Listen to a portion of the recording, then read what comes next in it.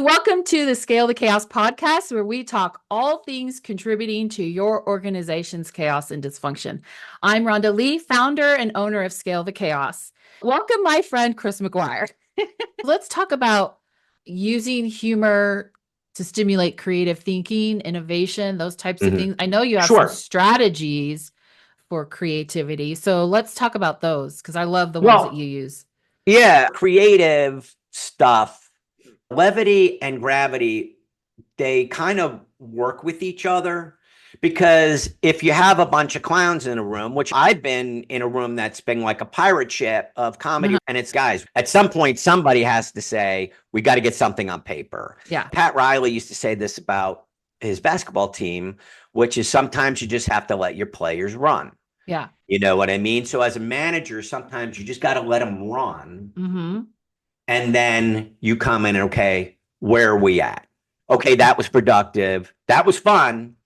We can't use any of that. Yeah, that happens not a what lot we're in looking comedy for. rooms. Oh, that happens all the time in comedy rooms where you're like, I'm like, yes, that's the show we all would love to be working on. Yeah. We can't do that. Yeah. But you have to let it go. So I think there's a certain amount of letting your team run. Uh-huh.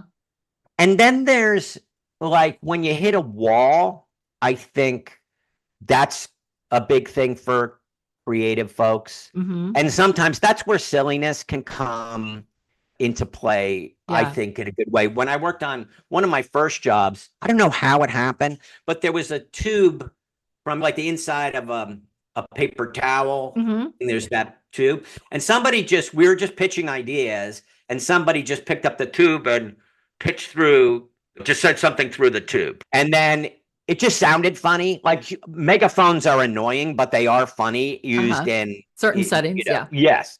But anyway, the tube just started getting passed around the table. Now this is pre-COVID. I don't know how you feel about this now. Did it get you could give everybody their own pitch tube, but basically we called it the pitch tube, and everybody just started doing it. And if the idea wasn't funny, somebody would go like, oh, the pitch tube's broken, or, oh, I'm talking out of the wrong end. And they'd flip it around, or they'd be like, let me try yours. Mine isn't funny. You know what I mean? So little things like that just lightened up the room, and that gets you through a creative roadblock. Yeah. So look, at the end of the day, what I do is people in ad agencies and things like that, people are paid to deliver humorous material. Yeah. And so you need your own personal tactics and things like that allow you to do that. But for regular teams that just need to have a fun, creative environment, levity and silliness, and not, again, I always go to everybody's a winner. Yeah. There's bad ideas, all that stuff. Yeah. Because you never know what other ideas are going to be sparked by the silly or those out there things that can't be used. And maybe you're like, oh, we can't use that one, but whatever the structure or that idea can be applied to something else that is appropriate, right? Absolutely. Or this is crazy, but how about this? And just by prefacing this is crazy, but allows the group to say, oh yeah, that would be great, too bad. Or they go, wait, what if we did this? Yeah. Walk it back. I always say in humor, you can always walk it back. Yes. So if you go too far and you're like, okay, that doesn't work for this client or this medium, you can always walk it back. Yeah. Scrape the comedy hot sauce off the sandwich and levity on it. See what the levity, the mild sauce. Yeah. What's the mild version of that? Yeah. Oh, and I just had a train of thought and I just lost it. No, that's okay. That happens all the time in creative environments where sometimes things wander. And this goes to Pat Riley's thing about sometimes you just need to let your players run. Yeah. Parameters. Other than appropriateness. Yeah. Or it's methodology. For example, I did 3 practice shows for this comedy variety show that I produced. And we did 3 practice shows before we did the pilot. And the first one, I was stringent isn't the right word, but it was very formatted. I'm like, okay, this is the format and blah, blah, blah. And then the host and I didn't agree. She wanted it to be much looser because she came from a podcast background. And I remember talking to another executive on the project, and he was the one who gave me the Pat Riley line. And he said, you know what? Sometimes just let them run. Let them do what they want to do. See what happens. We still have another practice show. So the second time, I just let them run. I let them do what they wanted to do. Yeah. It was mushy. It was a mess. We did learn a lot. And it was like, how did that feel? And she was like, oh, it felt pretty good. And I go, okay, now I want you to look at the video. Tell me how we would be able to edit that. Yeah. Because we need to get it to, this is television. It's not a podcast. Yeah. And then it's, yeah, you're right. And I go, let's find somewhere in between. Yeah. Whatever. But again, that's about letting your team, because otherwise you're just squashing creativity. And that's just not good. Yeah. And the innovation, in my opinion, a lot of times the innovation comes in that in between, where you're in between the way far out there and the hard structure, right? Or the safe thing, the thing that's safe and proven. Safe and proven, exactly. And the way out there in the middle, that's where the innovation and creativity comes in. The Zappos thing, where they did, oh God, it was called, I forget the name of it, but they had some methodology. It had the word holla in it. And they basically got rid of all structure and created circles of teams as opposed to like VPs and managers and stuff. And it was meant to create a more productive and creative environment with more ownership. But the people who like hierarchy, they're like, I'm not gonna sit here and pretend that this assistant has a better idea than me. You know what I mean? And I understand that, because it's like there's beginner's mind, but beginner's mind can also be bad. And so they lost 18% of their workforce when they did it. And then they reintroduced some of that structure, but they still have a very loose environment. They have their weird talent show that they do. I don't know how often they do it, but it's basically just all the employees are encouraged to show their weird talents, which is basically like a David Letterman thing. They went too far one way and then they came back another way. Yeah, because I'm going to guess that 18% that they lost was like their higher up management directors, VPs. I would guess. Because they didn't want to be reduced in a way back down to might have been a lot of dudes.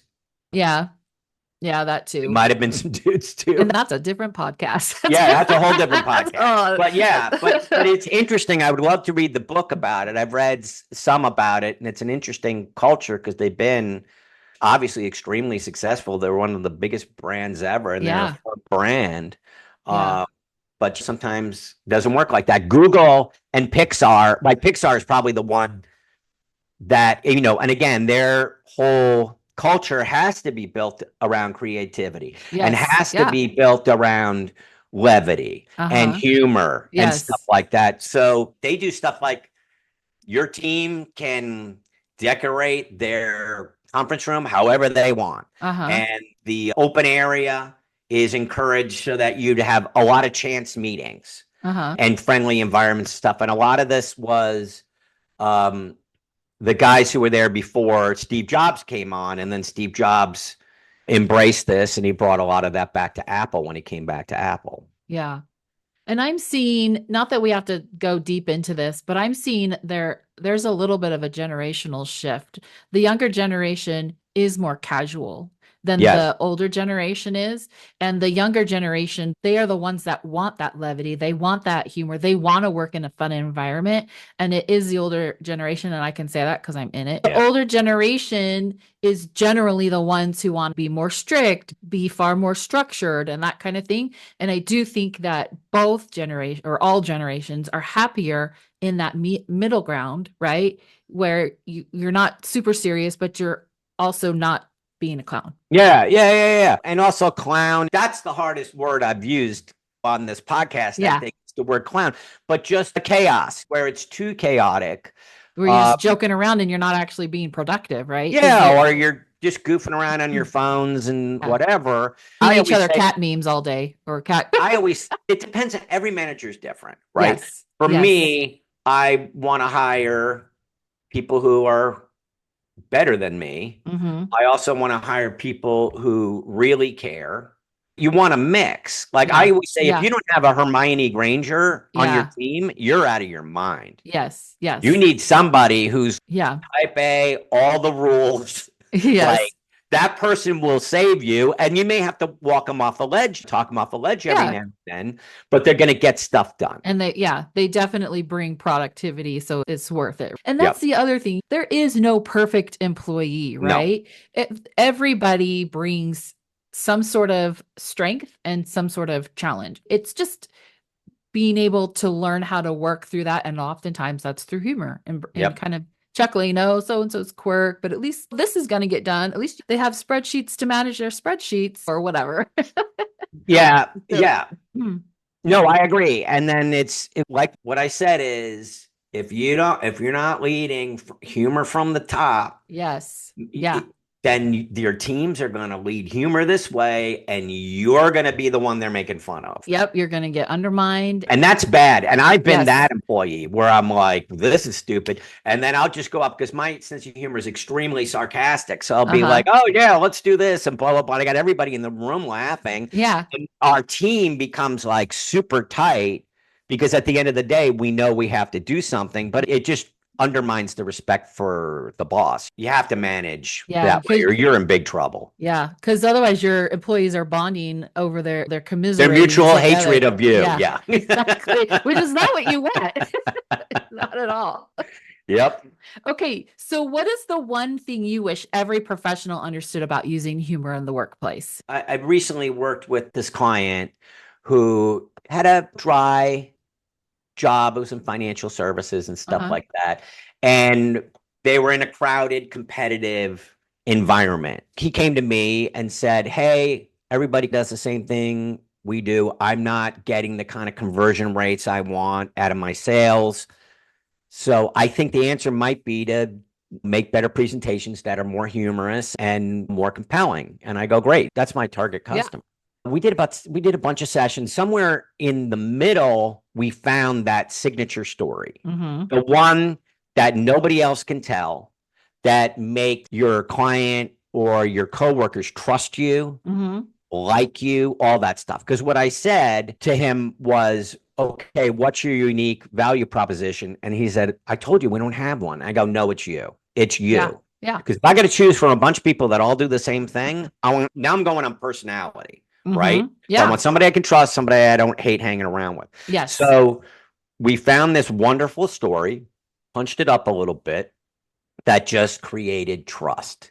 And he went from minus like 10 grand and getting no leads, like dumping 10 grand into sessions and workshops and all that stuff, to $50,000 in sales in 2 sessions. Wow. It just changed everything. And it was the levity. It was a funny story.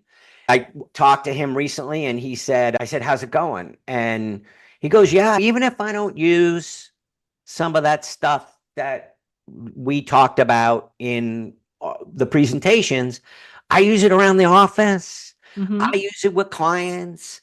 It relaxes everybody. Yes.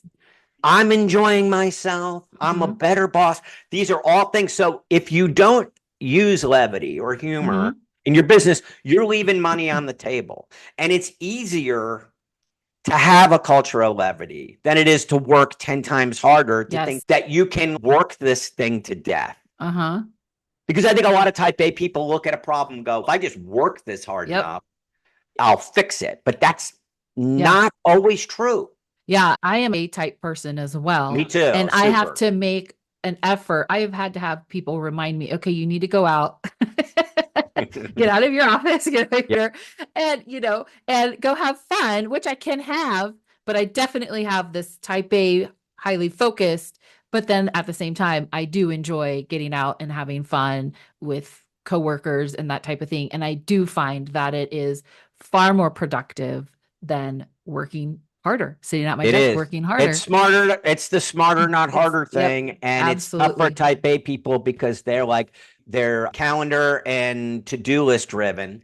Yes. And you need a balance of that. Yes. And for me, I've found you just do not want to burn out your team. Yeah. That's everything, because it's at the end of I always look at it like, this is the machine. If the machine breaks down, I got to do it. Yep. I have to do it. So it's much easier to just keep the machine running and humming happy than it is if it all breaks down and you're like, oh, damn, I got to clean up this project in 48 hours. So in a way, humor, levity, it's the oil in the machine. It's the lubricant keeping everything running smoothly. That's a good way to put it. Yeah. Yeah. Yeah. It helps like that. It just helps it run. It helps it smoother. run. You need to think a little bit like a mechanic who's just doing a tune-up. You're figuring how to get that machine to run. Yep. Do your maintenance on it, because you can't just walk away from it. Yep. Keep the oil in there. Keep it well lubricated, because it'll run better and longer. Okay. What can somebody do today to help incorporate humor in life? I preach, if you want to be more humorous, you want to be funnier, you got to think like funny people. You need to adopt a humor mindset. And the way to do that is if you ask any comedian how they come up with their material, it's that they notice things, and they notice a lot of things. And the things they're most passionate about are the things they pursue as material. So regular people go through our day. We see things all the time where we have emotional reactions, and we're generally programmed to not notice our emotional reactions. If we're frustrated, we're like, no, you got to meditate. If it's you saw something that made you giggle or made you super happy, you're like, that's frivolous. All that stuff. You need to forget all that and notice your feelings. When you feel something, you should notice something that makes you go, oh, that's cute, or oh, that's stupid, or oh, that's weird, or whatever. Notice the feeling. Take 2 seconds to jot it down on your phone, what you saw, what you felt. And if you can do that 3 times a day, at the end of the week, you're going to have 21. At the end of a month, you're going to have 90 things. At the end of a quarter, you're going to have 300 things. At the end of a year, you're going to have over 1,000 things. You don't need that many great ideas. So I play the volume game, which is a comedy is a volume business. This is my friend Danny Vermont, who writes on Bill Maher, says that all the comedy is a volume business, or humor. So noticing things, capturing them, then review them, look over them once a week. Just look at your 21 things and go, oh, that's actually like a good idea. And that's good too. That's garbage. Move the good ones to the top. At the end of the month, look at your best of, see if you can knock any out, move things up, whatever. It's basically second brain. It's capture, review, and then implement it, share it. Go try and do something. And it's just a numbers thing. So when you see something, think about how it made you feel, capture what it is, and then ask yourself some questions about it. Like if you see something like, why did this make me laugh? What was odd about this? Who is that weird product for? Things like that. And you'll find these observations. And if you take photos, share them with your group. I find this to be very effective, and it becomes a great thing. And it's not even before what people are pitching out punchlines, and you haven't taught them humor. They're just, it's logical because you're setting their brain free. Kind of practice. And I love that because these can be used. It's like a repertoire for your icebreakers before you're going into a meeting that might be difficult or serious, or you need to have a difficult conversation with an employee. Maybe refer to your list and pick one to start it out with. It makes you more approachable, right? More relatable. So the conversation or the meetings will go better. So, for sure. And I think you focus stuff helps a lot. This is obviously public speaking stuff, but if you focus on your group and don't make it all about you, lead by example, but you focus your group so that you're giving them some kind of call to action or inspiring them to do something, make it you focused. Yes, I love that. Okay, so I think we're running out of time. Thank you so much, Chris. This has been a lot of fun. I've learned a lot from our conversation. So listeners, make sure to check out Chris's website, letstalkfunny.substack.com. I will put the link in the description for the podcast, and subscribe to his newsletter for more ideas on how to add humor in business communications.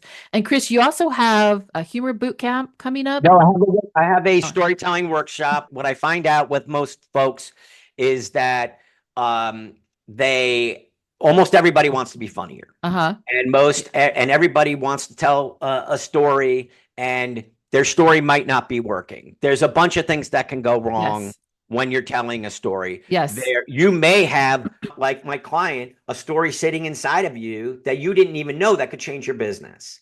So people either are not quite sure how to tell the story or even find the story, and then they don't know how to get started on being more humorous with their stories. So I have a 3-day virtual workshop that I present with a world champion public speaker, Darren LaCroix. It's on November 7th to 9th. It is 1 day of the 7 essentials of storytelling, which is just how to make your story stronger, and then 10 ways you can make your story funnier. So that's over 3 days. It's November 7th through 9th. And you can get information on that at stagetimeuniversity.com. Okay. Or on my Substack. Okay. And I will put a link to that, but I can also personally speak to your coaching, because I did some coaching with you. I brought a very difficult story to you, and I was like, Chris, I need help. I need to make it funny. And you said, no, we can't make this story funny, but you pulled out other stories. We pulled out some really funny stuff. Yeah, some more signature stories that we could just go crazy with humor wise. And so then we sandwiched the difficult story in between, and that's how we were able to make it work. And it just life-changing for my story as well. Oh, thank you. It was a funny sandwich. Sometimes the bread's funnier than the meat. Than the middle, right? Yeah. Okay, thank you, Chris. And listeners, for more information on how you can scale the chaos in your organization, head on over to my website, scalethechaos.com. And you can also find my other podcasts at scalethechaos.com/podcast. I'm Rhonda Lea, and we'll chat more next time. Thank you.